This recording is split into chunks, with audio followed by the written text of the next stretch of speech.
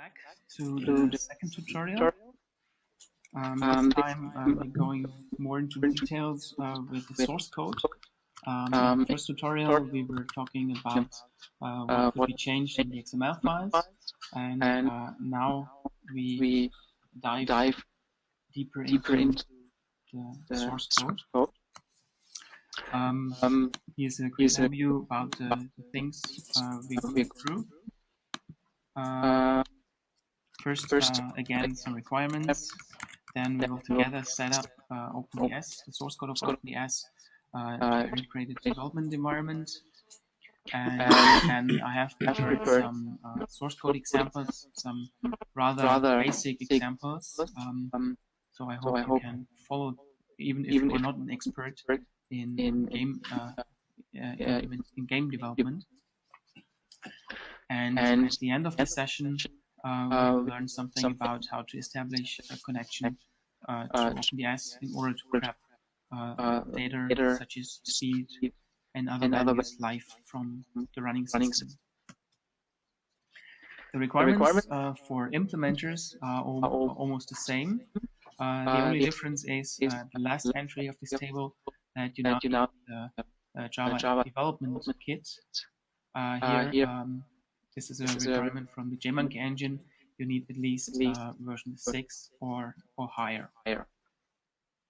And you should be able to, you should have some experience with Java. If not already done, you can download the tutorial package from our website. And this time we will concentrate on the source code subfolder, which is contained here. For the people here in the room, I will show you what to do. You have this header on your USB flash drive in front of you, and we can do this now together.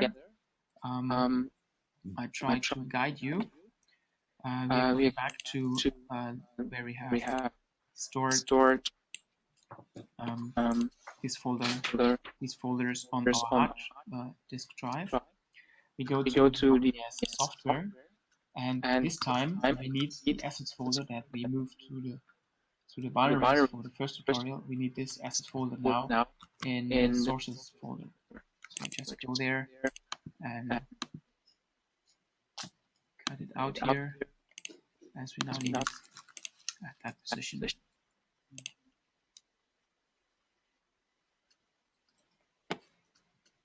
So one more time.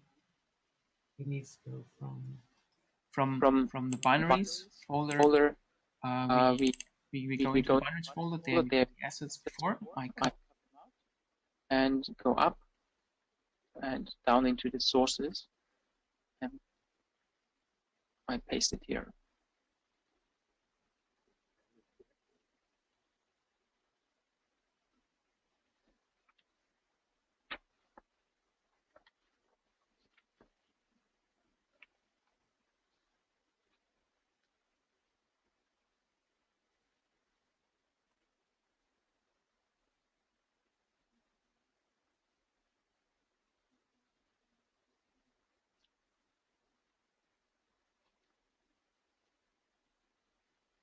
Okay, I think this should not be that hard to follow. In the next step, we're going to import this source code project into Eclipse. So maybe some of you are using NetBeans or other editors. I'm just going to demonstrate it with Eclipse here. Does everybody have installed such a tool? Okay.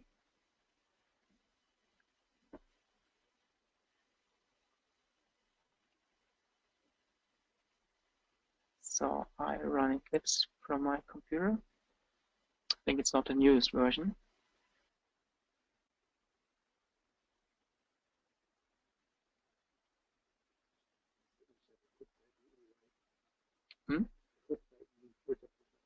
Yes.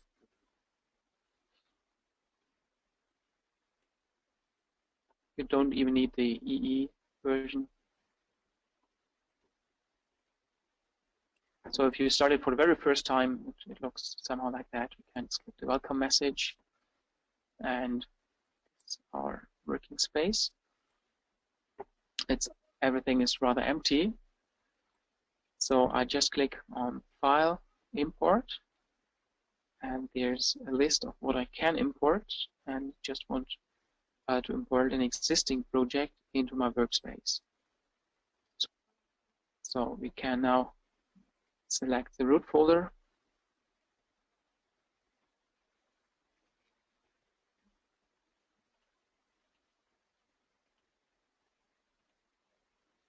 and this is the sources.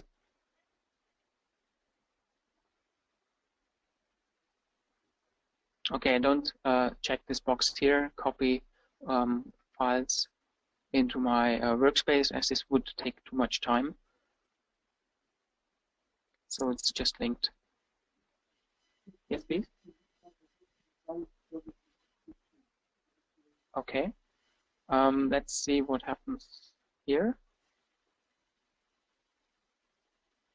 It seems to work. Yeah. Here it seems to work perfectly.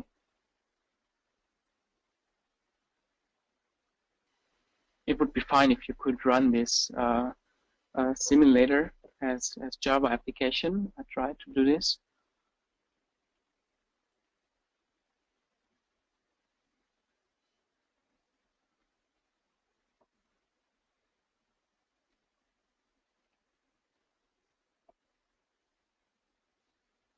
Yeah, here it works. So I was also compiling the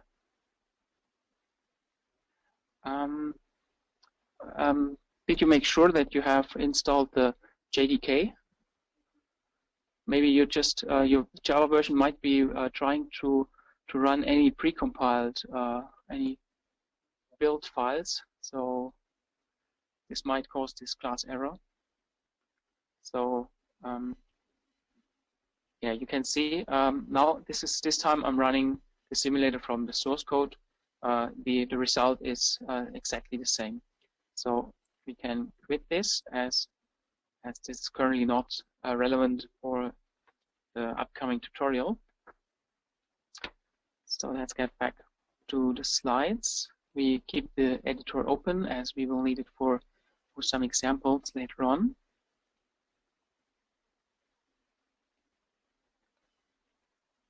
First, let me explain some concepts of the JMonkey engine. The first one is about the 3D coordinate space. So in JMonkey engine, we have a right-handed coordinate system. As I mentioned before, the x-axis is oriented from left to right. So values are getting bigger the more you get to the right. The y-axis starts below and goes up. So the higher something is placed, the larger is the y value, and the z-axis starts away from you and is going towards you. So here's an example: 0.3 minus 5 and 1 means you go 3 steps to the right, 5 steps down, and 1 towards you.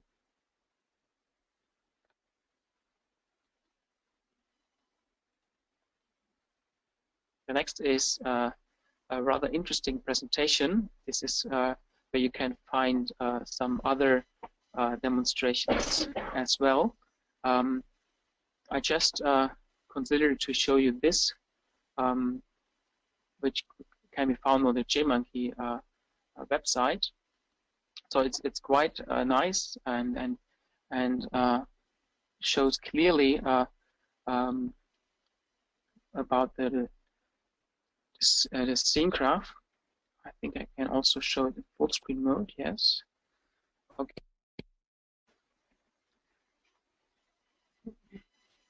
So this is just a quick guide about scene graph and what is the difference between geometry node and how you can organize a scene graph in the JMonkey engine using nodes and geometry as leads.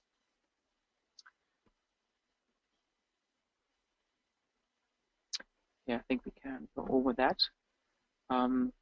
As I already mentioned, a right-handed coordinate system. And they have very nice examples. They assume to start with a spatial. A spatial is any object. Spatial can be even a node where you can group several objects to one super object. And they place it in the origin for that example with 0 location and 0 rotation. Assume it looks like that. Now they show how to transform this object, moving it, scaling it, and rotating it. And in this way, you will learn what methods you could use when you're confronted with the Java code of spatials. For example, you could apply the method move with the x, y, and z coordinates like specified here. So you add one to the x-axis and one to the y-axis, which will result in something like that. You can also rotate objects around the z-axis. The z-axis is the one that is facing towards you. So rotating here will make this monkey face turn to left or to the right. Scaling makes it bigger.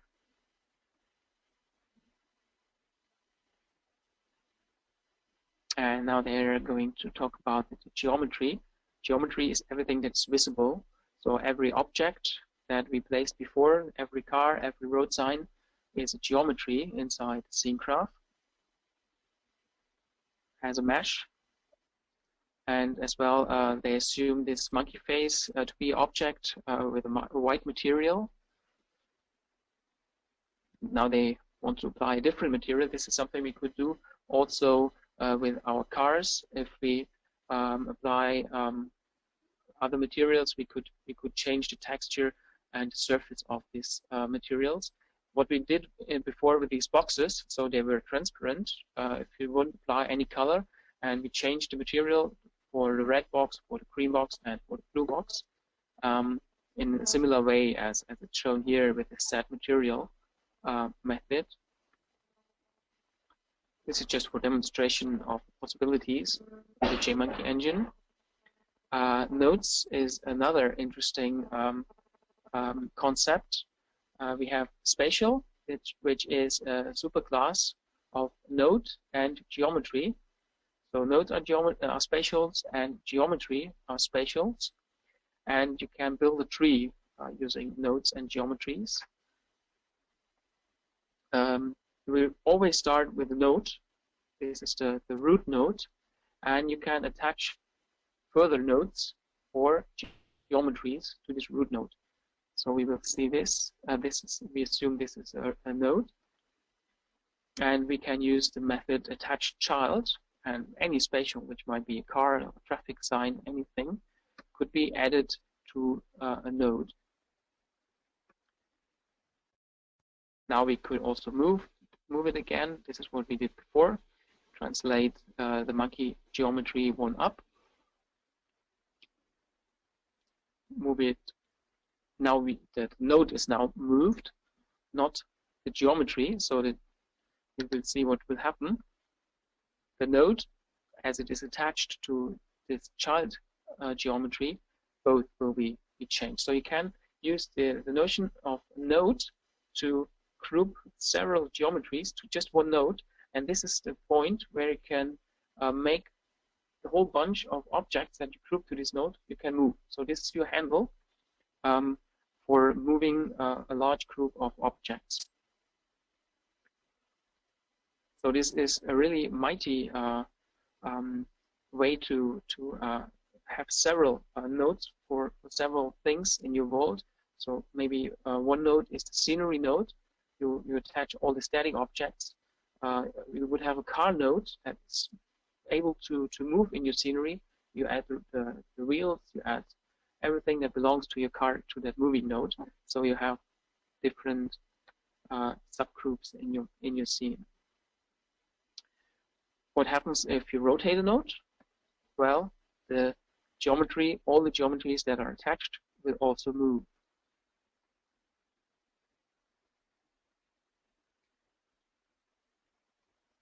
Yeah, here you can see no longer the node is rotated.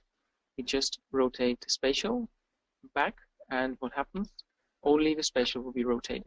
But remember, the node is still rotated by 90 degrees, and the spatial is rotated twice, so it has again its original orientation here.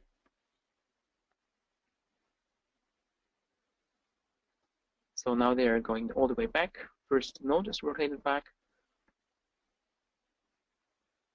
Same applies for scaling. Node, if we apply, I'm just went one step back.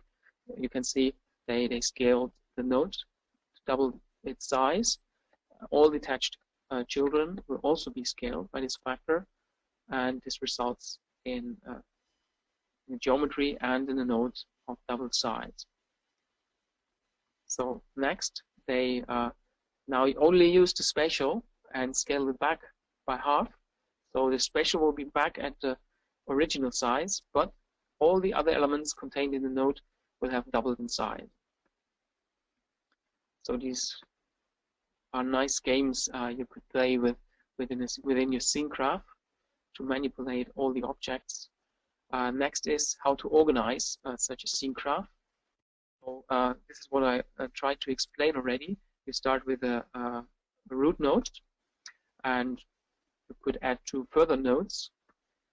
For example, the right node, let's say this is our static scenario. You apply buildings, you attach everything that is static in our scenery, and left node could be the vehicle node.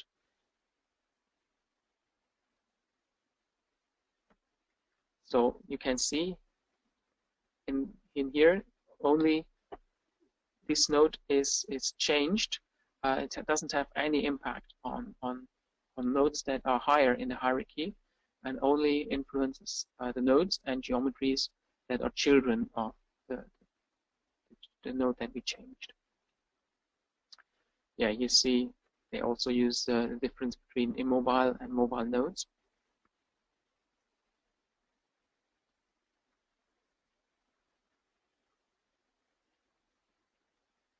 So this is how you can request nodes. You can just start from every time. You can start by the root node. If you want to have the blue car and you know the ID of the blue car, you could use this getChild method, and behind that you can specify the ID, and you will get returned this spatial with that ID. So this can be a node, or this can also be a geometry. If I want to know this is my geometry, which is called enemy, I can request on any node I like, which is higher in the hierarchy. For example, for world, here I can request a method getChild, and I will immediately get a hook to this geometry.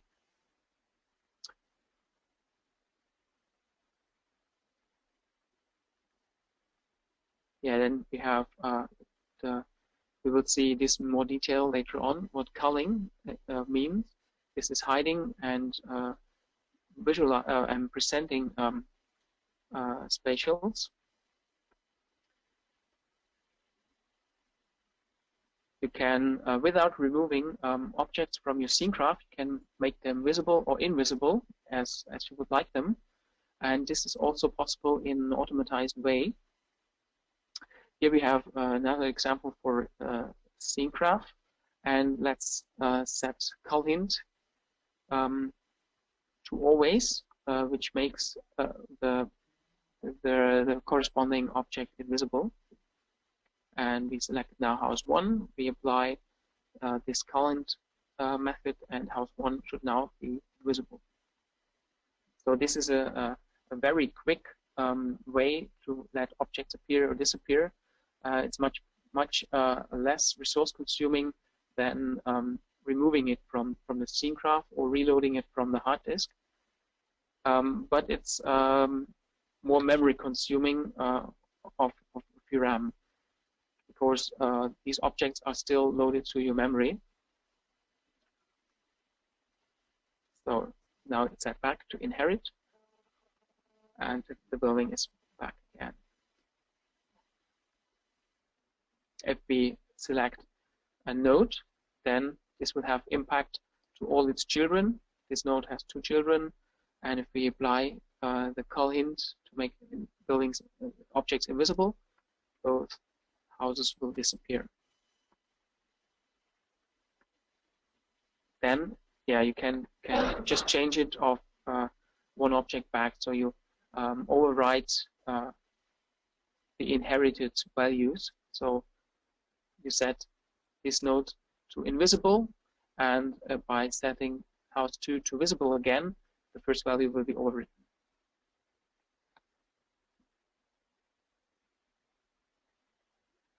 Inherit returns it to the original position. If you set it to inherit, then you will have a behavior like that. All the objects that are in front of the viewing scene that could be perceived by the driver will be rendered, and as soon as they are out of sight, they will disappear. So this saves resources, as objects that you cannot see doesn't need to be rendered. Okay, this is already everything from this.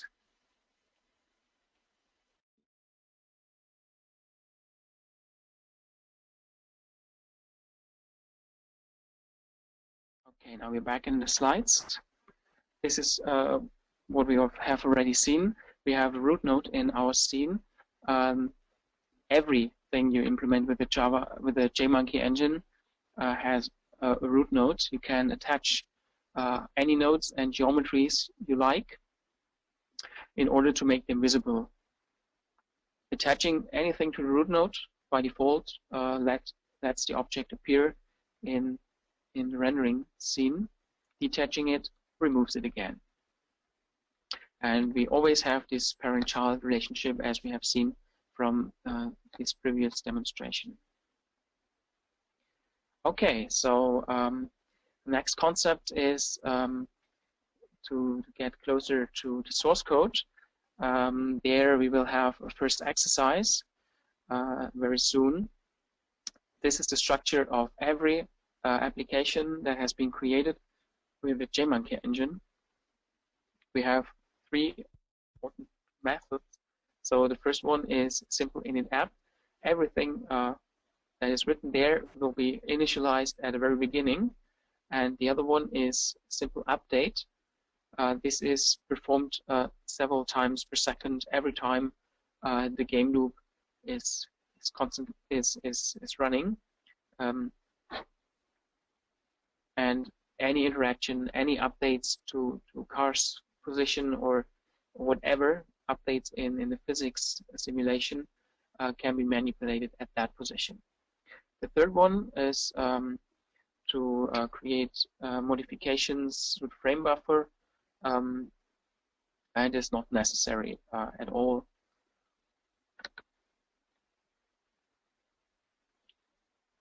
So let's start with the first task.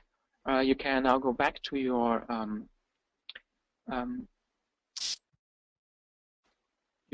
environment, developer environment, and set up a new class there with the following settings.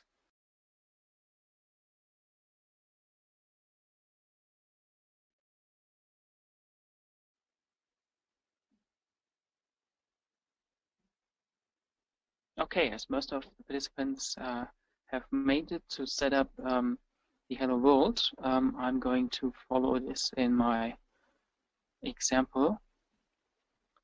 Here I just prepared another class with exactly the same code. It's just a different name here. And all we do is we are running a Java application. there are two there are two methods that need to be overwritten. Here it's only the simple init app, and the other one was the simple update. And if we just start the application, we will result in a black screen. Sorry, it's also wrong. Just start it here and run it as Java application. So what happens is just we set up the simple application from the JMonkey engine. So as there's no object in the scene, we're not wondering why nothing is visible at this moment. You too should have in this tutorial package this class T01 hello GME3. You can now open this. It's the same code, and we can uncomment this part, which adds a box to our 3D space. So this box will be will have an extent of 1 meter in each direction. We add it as a new geometry. We add a color. So we first initialize material. Here you can select between different shaders. There's a predefined list that could be used. We will find this in the documentation of the JMonkey engine, but we still used the unshaded material here, and we can now assign colors. Here we assign blue, add this material to our box, and attach the box to the root node. If we run this example again, we will have a blue box in the empty space. So we can use the mouse to move around, or also the keys on your keyboard. So this is the point where we start from, and we're going to develop our own environment from this simple init app.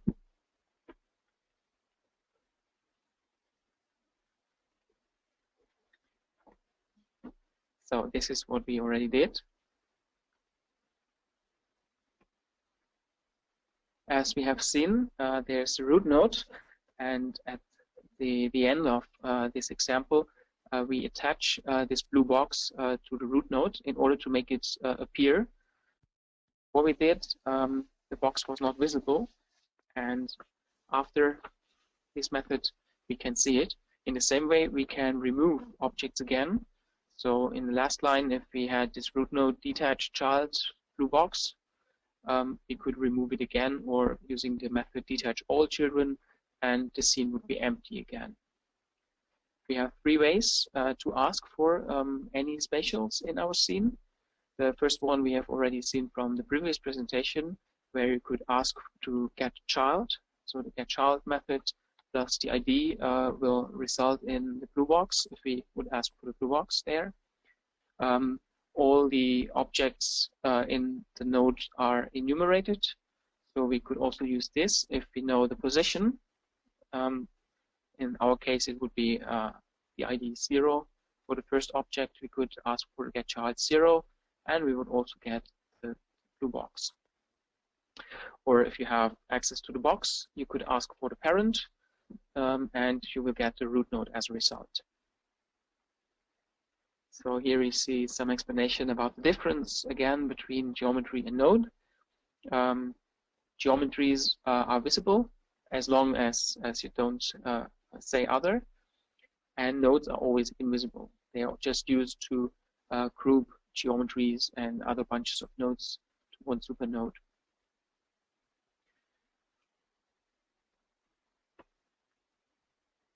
Okay, so we start with the next task. I've prepared in this tutorial package another class which is called Hello Nodes, and it contains two boxes, not just the. Now we have another red one, which is exactly the same except of the color. And your task is now to add another node that's called pivot, and you should add this node to the root node and both of the boxes to this pivot node. So I go there too, and here's the space left empty. These two parts where you can do this task. It's just 2 lines. I show you the slide again with the required methods here.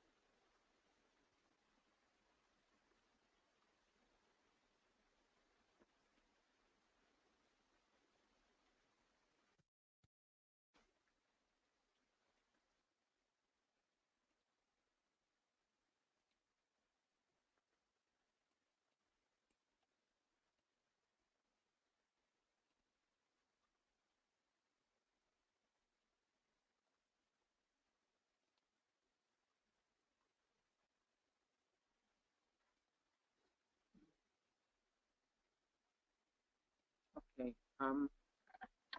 In the meanwhile, I showed you the solution to this task.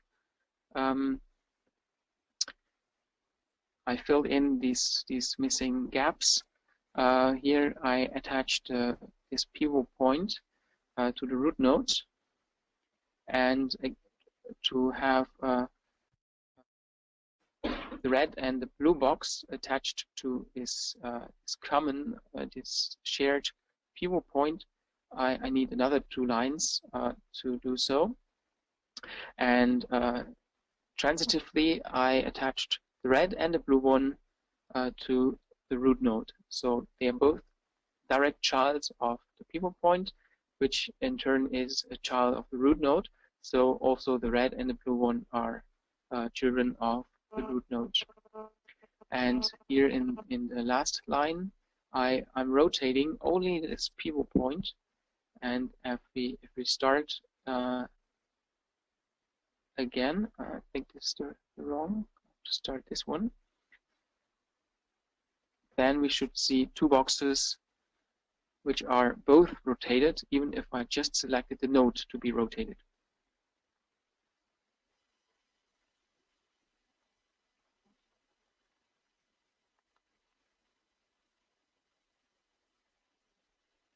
Okay, so let's proceed. Now we have seen that we can rotate objects in our scene graph, but as we already know, there are other kinds of transformations available: translation, scale, and rotation. And here's the methods that could be used for translation, where we have to distinguish between local translation, this is absolute translation, and relative translation. So in the first piece of code, you see how to set an object to an absolute position. We use this to set the spatial, which is called thing, to 0, 40, -2 in 3D coordinate space. And if we just want to move objects to set them to a relative position, we can use method that is called move, which makes the object 40 units higher and 2 more units to the back. Here in this table you can see what happens if you change the x, y, and z coordinates for the translation, for the translation transformation. If you increase the first value, which is the x value, you move your object to the right. Decreasing moves the object to the left. And similar for the up axis, positive moving objects up, negative down. Z axis, which is facing towards you, leads to, when you increase this value, leads to objects coming closer to you. If you decrease this value, the object will disappear, will get further away from you. For scaling, this is simpler. There is no local scale. There we have also 3 values. The length, the height, and width, dependent on the axis. And last but not least, for rotation, there again we have 2 methods. One is called rotate, which adds some angle to the current orientation. And you can also set absolute rotation from the 0 rotation. This is done by using the set local rotation method. Yes, please.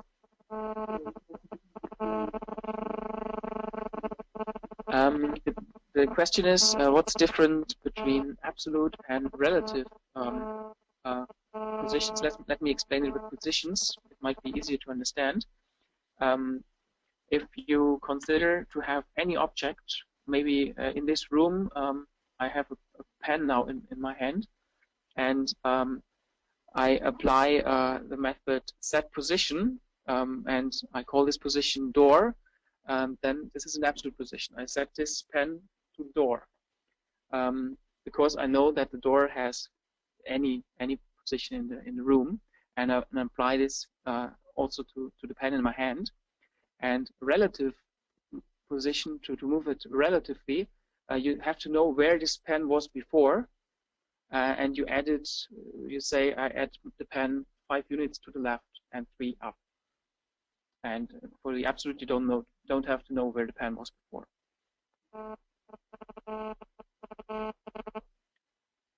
So here we have another table, which makes it maybe easier for you to understand what the 3 parameters of the rotate method mean. It's the rotation around the axis. So the first axis is the x-axis, which is going from left to right. And if you would think of axis in front of you, which is going from left to right, you could rotate objects that are fixed to this axis, and the only rotation around the x-axis which is possible is this, and this is like nodding your head. For the y-axis, which has this orientation, it's the up axis.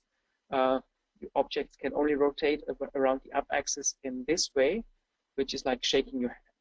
And last but not least, the axis that is facing towards you, the only way you can rotate is like now. We have the chance to look how we can apply these transformations. It's a little bit more visual stuff that is following now. For this reason, I provided you another Java class, which is called Hello Assets, in your tutorial package. This file contains three models and a light source. So the three models that are available can be seen in this small screenshot. There's this teapot on the wall with without any texture. We have a box, so we have this very simple model, and we apply a texture to this. You see these stones. And the third one is a complex model. That means we load the mesh files from the hard disk, and the texture is already contained. So these are three different approaches how we can set up models. By the way, is our recording running? Okay, very good. And in order to perceive and to see these objects, we have to place a light source. So let's have a look at the code. Let's go to the assets, hello assets file. I scroll down to the important parts. So in this section, the teapot is loaded. To remember, this is a complex model. That means we load the mesh file from the hard disk, and we have no specific texture. This is done here. We load the model from the hard disk. This is the position. By the way, we are loading a wavefront object file here. We apply a default material, which is provided by the JMonkey engine and could be used. We apply this to the teapot and add the teapot to the root node so that it is visible. So for the box, this is something we had done before in the previous tasks. It's a little bit larger than before. We apply unshaded material. What is new is we now set texture, which is a color map. So these are keywords, and you can't change them. There's a complete list of what is available in the documentation of the JMonkey engine, and we have to specify where the texture can be found that we want to apply to this box. Let it appear like a brick. As we have seen before, we can set positions to all the objects, and this is the absolute position where we want the wall to be positioned. Last but not least, we have to attach it to root node, otherwise we would not be able to see that wall. Okay, this here is where you can get active. We again loading a model from the hard disk. It's not in the wavefront object format. This time we are using the Opera XML. This is what we have seen before in the first tutorial. All the traffic signs and the model, this city model we were driving through, we had in this format. So what we do here, we load the mesh of this body, which you can see here. The texture is already contained, so we don't have to care about the texture. But when we start, so let me do this. When we start this for the first time, this model will not be visible because it's placed somewhere out. And that is your tasks. You see, the wall and teapot are already here, and you have to apply the following transformations to this body in order to make it appear at exactly that position with that orientation and that size. So you have seen on the slides before how to scale objects, how to rotate objects, and to set the translation. And this is now, I think it's a 5-minute task to apply these three methods: scaling, rotating, and translating the position of this body. So can do this here, and I would say in 3 minutes we can compare our results again.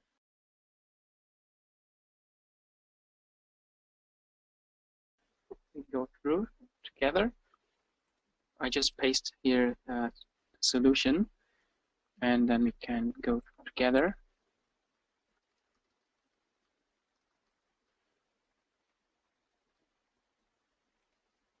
So first, you were supposed to scale the body. This is done by the scaling method. You could do it in that way. You could scale all the dimensions individually, or there's another method. If all these values are the same, you can just provide only one parameter here. For rotating, there was a little pitfall. Rotating around the y-axis by 180 degrees, you have to convert here from degree into radians. So there's an easy way that there's a method that there's a parameter that provides this value for this conversion, and if you use ret to dec, it's the inverse to get it back. And last but not least, we apply a local translation by moving the object down and 2 units to the back. Perhaps you could also use move, as the initial position would be the origin, which is 0, 0, 0, and this would lead to, in that case, to the same result. So let's start and check what happened. Yeah, and now the linear is at that position. Can also move, use keys, WASD, if you want to walk around a little bit. It's rather slow here, but this is what the task should look like.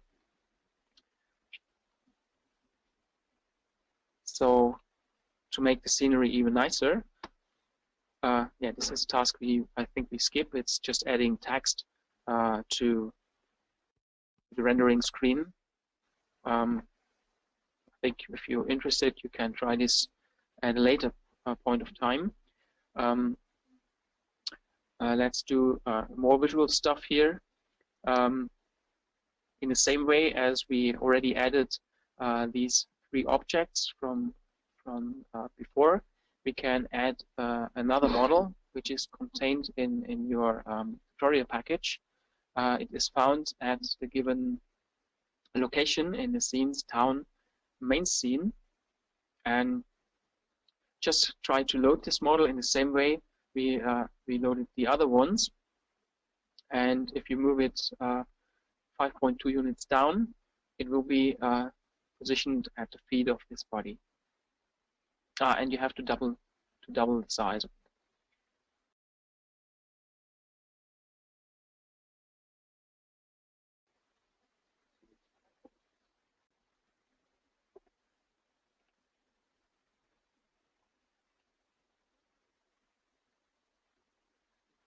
Okay, so here's the solution. Again, we load a model from the hard disk. I call it town. Apply some. Here I just used what you used that before, the move method, which is totally irrelevant, with which of both use when you introduce a model to the scene. And I scale it by the factor of 2. And you may not forget to attach it to a root node, and otherwise you can't see it.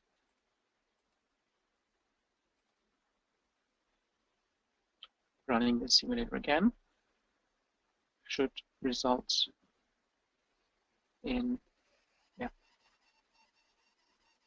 same model with the town around us. So you see there are dark spots. This is because the light that we are using is not sufficient in these areas. And you see that the sky texture is missing. So this is the next thing we do. In the JMonkey engine, we have 2 different ways to simulate the sky. In the simulator, in the OpenDS, we had a chance to also to apply sky texture, And here you will see what happens inside the JMonkey engine with the texture you specify. So this texture is passed to the internal Sky factory, and you can distinguish between two different modes. The one that we have seen before was Skybox. That means it's a large cube with six sides, and textures are applied to all of these sides. You have to make sure that there are smooth transitions. So as you can see, this is an unrolled cube in the picture on the left. And the other approach is to have a sky dome or sky sphere, where you have texture that is wrapped around the sphere. And in order to distinguish between them, this is why we have a third parameter at the method create sky, which distinguishes between whether we are working on a sphere map, and you have to set it true, and if you're working on a cube map, you have to set it to false. By just adding this code that we see here and attaching this to the root node, you should result in an image like that.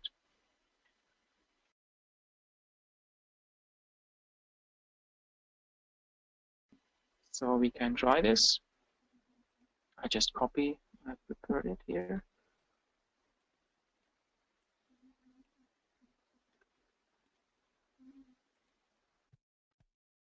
Let's set up the sky texture.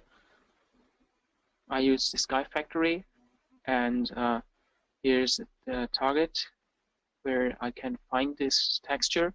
This is actually a container including 6 different sky texture images, and I set this parameter to false as it's a sky box and not a sky dome texture. It's the same here with the models. You have to add everything you want to have in your scene to the root node. And actually, you can see it here. Sky is handled as spatial, as it is a box, and this box is fixed to the camera. So you will never be able to reach the end of the box, as the box is fixed to your camera and will move around.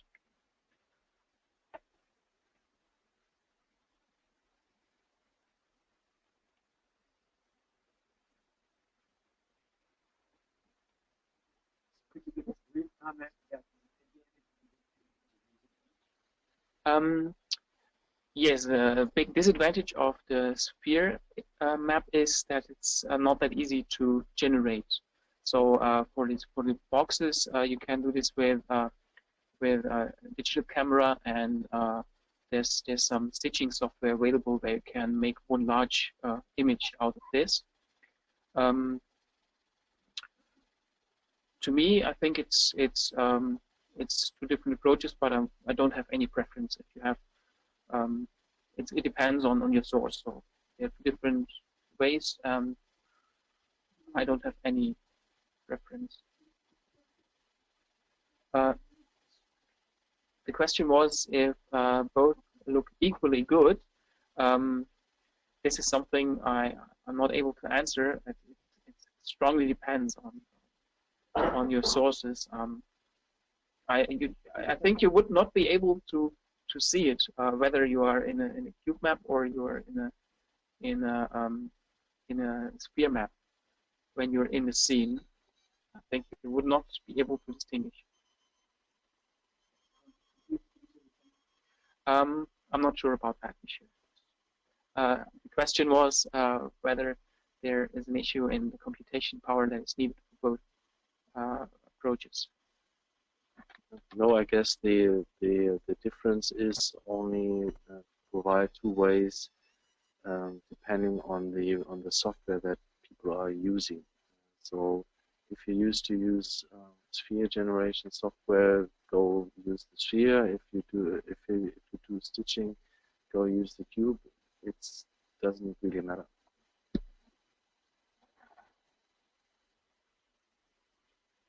Oh, by the way, if you have a blue sky you can pretty much as well use the sphere and don't do anything to the picture, so it doesn't matter. And also with certain cloud shapes, you would not even see the difference even if you don't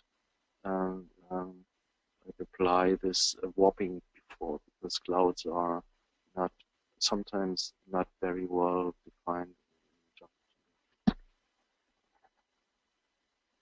Okay, as I think everybody succeeded to set up the sky texture, we go on. Here's just another table showing supported file types of the JMonkey engine, and as well as OpenDS is built upon this engine, you can also use these file types for OpenDS. What we have already seen are different model files. So the first line represents the Ochre XML meshes, which have this .mesh.xml extension, and the scene files with the .scene extension. So this is what we get from exporting objects directly from Blender. We have seen that we previously loaded this teapot model, which was in the wavefront object format. So we have OBJ here. We support Blender from version 2.49 onwards. Textures may be there as JPEG, PNG, or GIF. For our sky texture, we had in the previous example DDS files. There are also these high dynamic range textures available. These could contain, for example, such a sphere map. TGA, PFM, yeah, these are just other texture files that are supported. We have the bitmap font and two kinds of audio files, WAV and OGG. Orbis are supported. Yes, this question?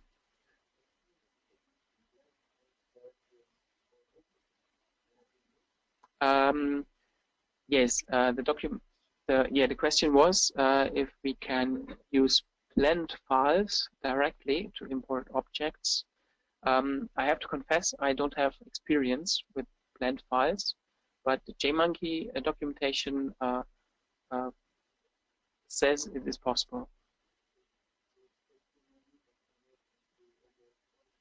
In general, that's true. But even with the object format, we encountered problems as in the past we tried to import object files directly, and there were gaps in our maps. They were missing polygons. We don't know why. Then we opened it with Blender, transformed it into the Ochre XML, and suddenly the gaps were filled. So the information is there, but there seems to be some problems with the object files.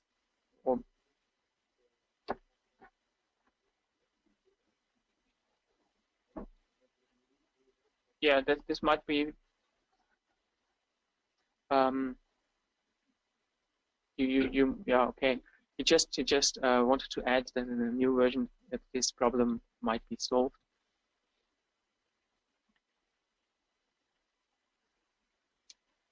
Okay, let's quickly go through lighting. I want to let you know that there are 4 different light sources available. It's point light, direction light, spotlight, and ambient light. And they can also be handled like spatials, so that means you can place these light sources anywhere you like. You can control the intensity of each light source. And yeah, here we have some examples. Point light has some location and radius.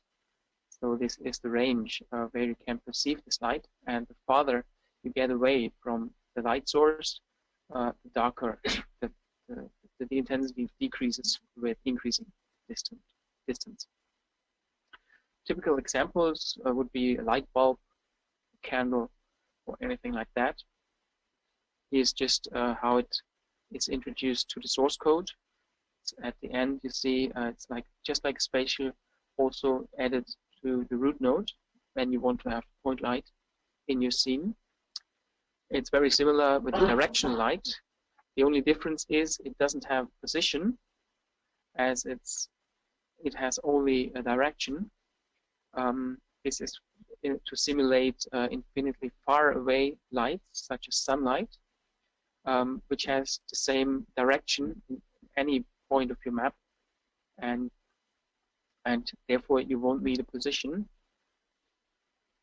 And as it would be rather unusual if you drove away and the sun would get would decrease in intensity.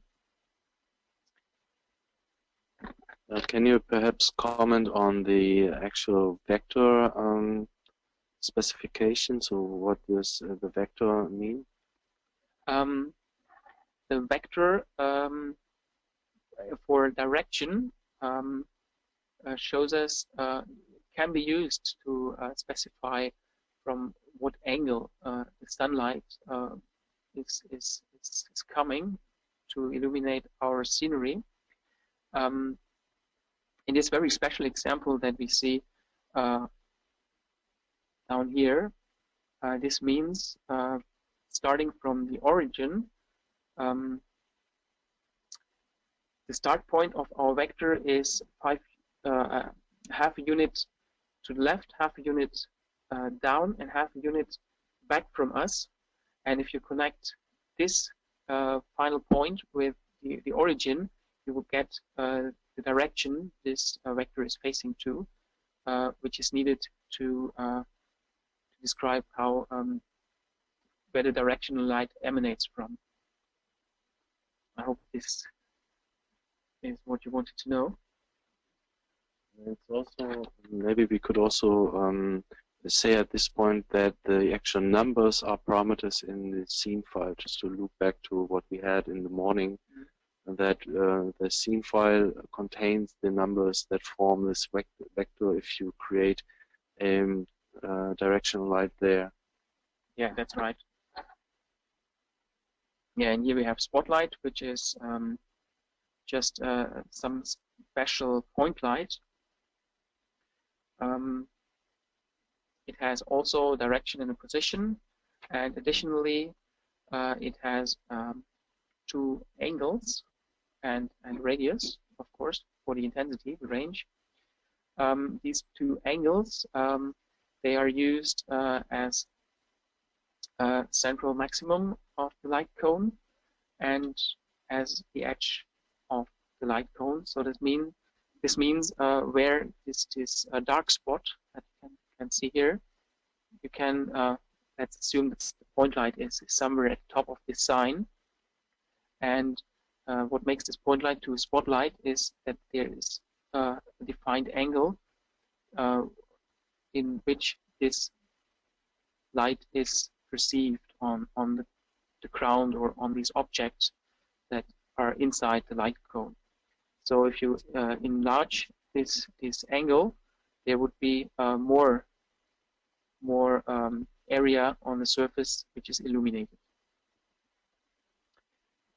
Yeah, this is what you can see here. Everything outside the light cone angles will not be affected by the light. As an example, here you have flashlight. Yeah, it's rather the same. Here you can specify some parameters and add it to the root node. So ambient light is something different. You can also add it to the root node and set a color with the intensity, but it influences the brightness globally. So if you set ambient light to some value, for example, if you set it to red, all the objects in the scene will have some red red touch.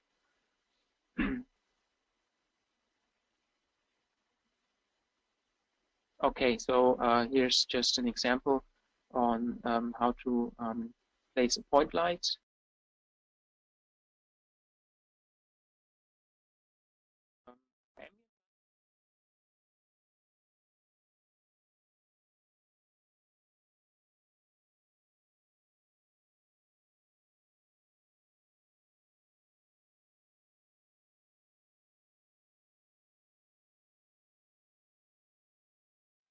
So I add a new point light at that position.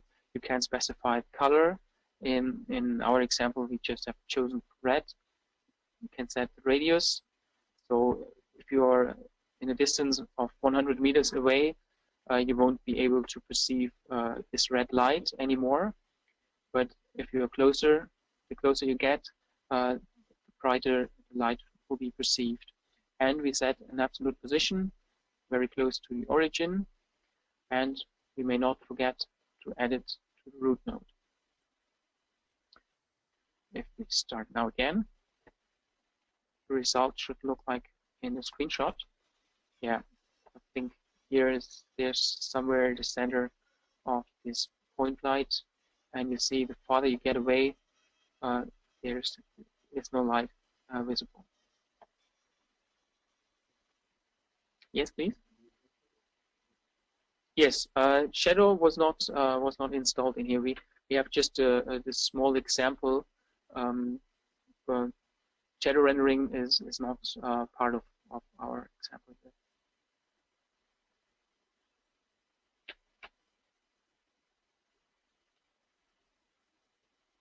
Okay.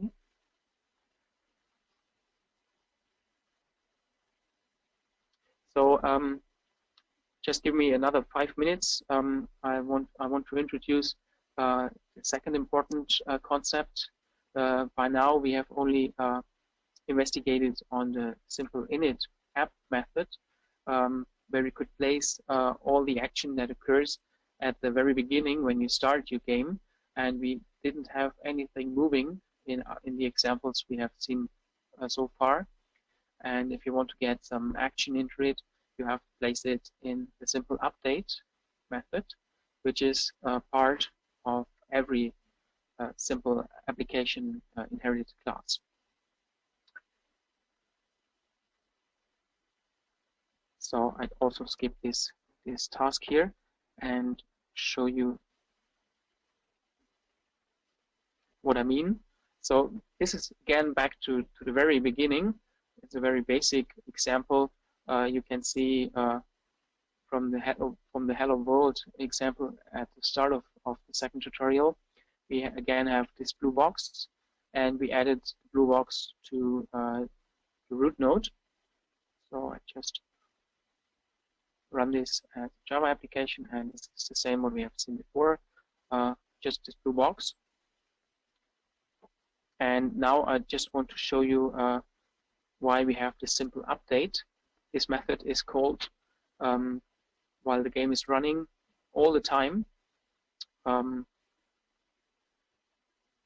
in such a rate as it can be shown as the frame rate. So if you have a frame rate of 50, this loop will be executed 50 times per second. And to get some action in here,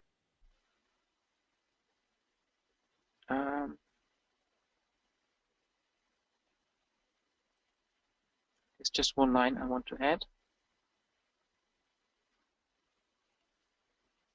So we want to rotate our cube.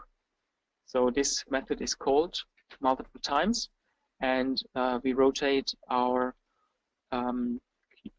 this cube around the up axis. So what you see here, this TPF, this means time per frame. So this is a number of milliseconds. The unit is actually seconds, so it's a number 0.000001. It's a very small number. And if you add all time per frame values of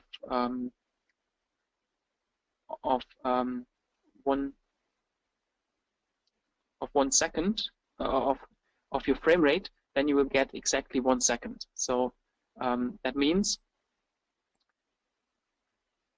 while 1 second elapsed, I rotated my box around this value. So then this concept makes the rotation independent from your computer speed. You can run it on slow machines, on fast machines. The box will always rotate at the same speed, even if the frame rate is different. So this is why we use this here.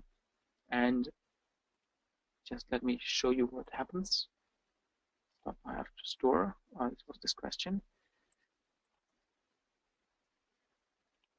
Okay. So, and now it's rotating at the given speed. And of course, you could use this update method for everything you want to change during runtime.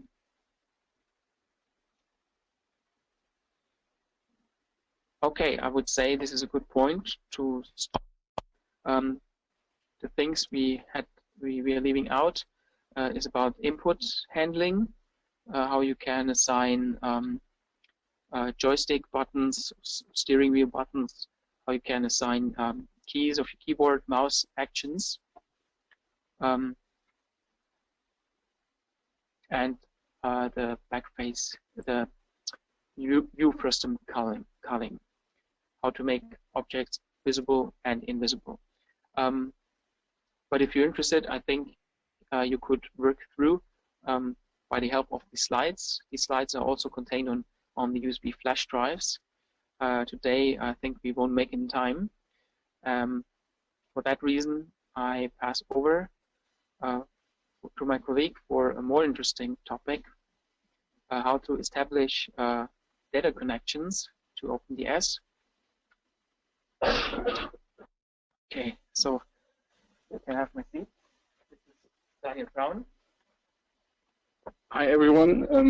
I'm going to give you a brief overview over a new feature in OpenDS, a network interface that allows you to pass data to the simulator from another machine or another program and get data from the simulator. Yeah, you can imagine a lot of use cases for this. For example, you can do real-time monitoring for experiments or use external hardware. You can grab information from a steering wheel in a real car, from a CAN bus, and pass these data to OpenDS. But it's work in progress. It's not finished yet. At the moment, the data you can get from this interface is all about the driving car. These are grouped in 3 different sections: interior informations, like the rotation of the steering wheel, the pedals; exterior informations like the lights, the state of the engine; fueling informations like how many gas you have left, or what's your consumption at the moment; and physical attributes like the speed, acceleration, and position in the map. So what is not implemented yet is the possibility to give data to OpenDS. Raphael already told you about the events, and you already see you can trigger them by boxes, and our aim is to make it possible to trigger these events via the network interface. And yes, as I already said, you can use the steering wheel of a real car, or you can use some external program to control cars that are not driven by an actual user. And yeah, there are a lot of other possibilities.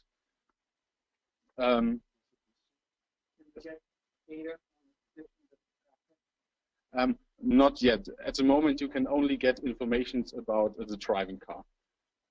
But later, it will be possible to get information about every object with the ID of the object. So it's socket-based communication. It supports multiple clients at one time. It uses an XML format for the communication. I will show you some examples, and you will find some examples on your USB stick. And one of the main features is you can subscribe for a single value or for a group of values, and then OpenDS will send you updates of this value periodically. Yeah, here's an example how the protocol works. So after the client is connected to the server, the client has to send a establish connection message, and in this message you can also already specify what the update interval should be, and every information or every message you send from the client to the server will be responded so that you know the server received the message. So this is a simple example where we only subscribe the speed for the speed of the car. You see this route, this vehicle physical attribute property speed. That's how you address the values. I will show you this in a minute, how it works. As response for the subscribe message, you will get a list of all your subscriptions. So if you have subscribed some other values before, they will be listed as well in this list. And yeah, then you get a subscribe values message with all the values you subscribed in the time you specified. Commands that are available so far is establish connection, abolish connection, get data schema that will give you a XML tree as response where all the values you can get from the simulator are listed. So it's you can create clients that are highly adaptive and can adapt to the values that are available at the moment. You can get your subscriptions, a list of all your subscriptions anytime, and you can manually push the server to send you the values of your subscribed variables, even if you don't have a periodical update. Get update interval and set update interval. You can set the time between two update messages. With get value, you can get a single value you want, and then you can subscribe and unsubscribe. So these are two examples for the message format. As you can see, in the second message, it's also possible to send multiple comments in one message. For example, if you want to subscribe all values but one, you can send a subscribe for all values and an unsubscribe for the value you don't want in one message, or you can even mix you can mix all events in one message. And how the data is addressed, the style is a little bit like XPath. You see, this is the XML tree you get if you send a get data schema comment, and yeah, you can address the values like this. So you can get a group of values, or you can get a single value. And if you subscribe for a value more than one time, you won't get it multiple times. You will only get every value only one time. So I'm going to show you how it looks like.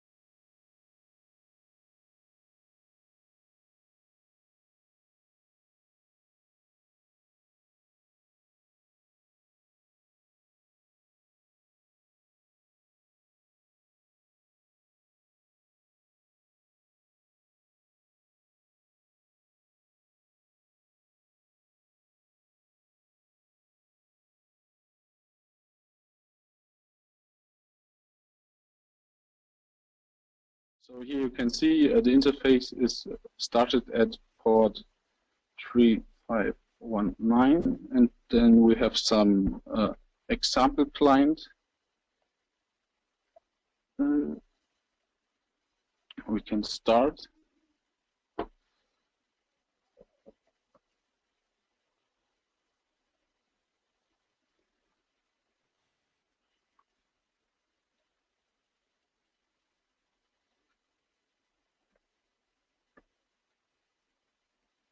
So we are connected to OpenDS now, and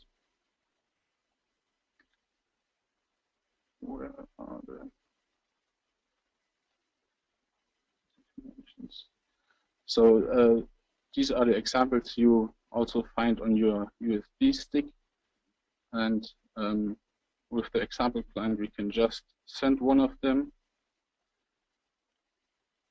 So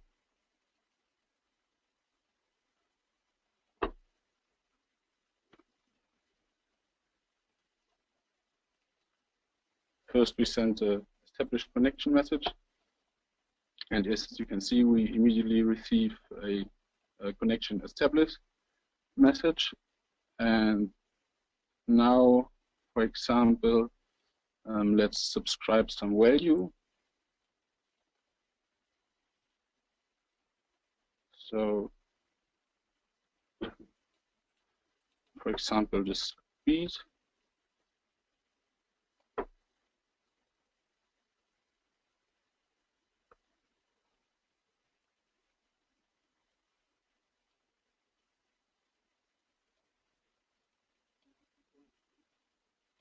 Yes, I think I have. Oh, no.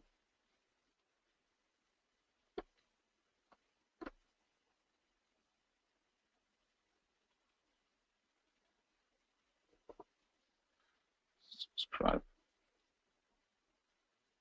And now we get these messages. The default update interval is 1 second. So as you can see, well, at the moment we are not moving. And now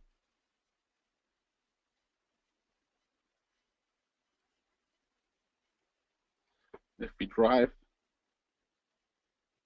you can see that we can get the speed.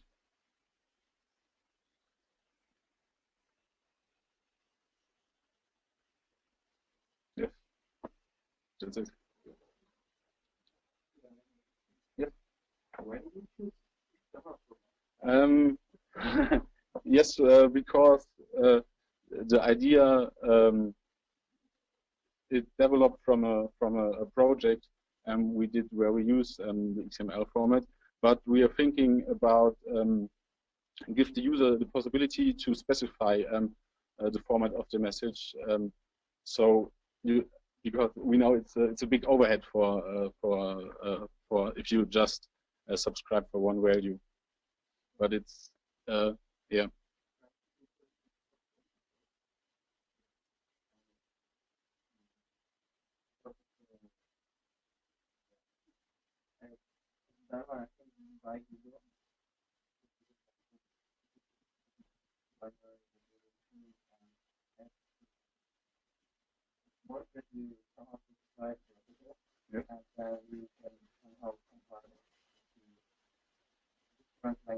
Okay.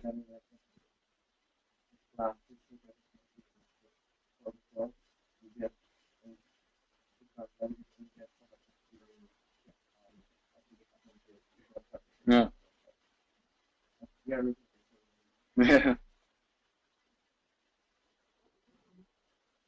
Other questions? I guess, thank you, Daniel. Raphael is coming back. So we're reaching the end.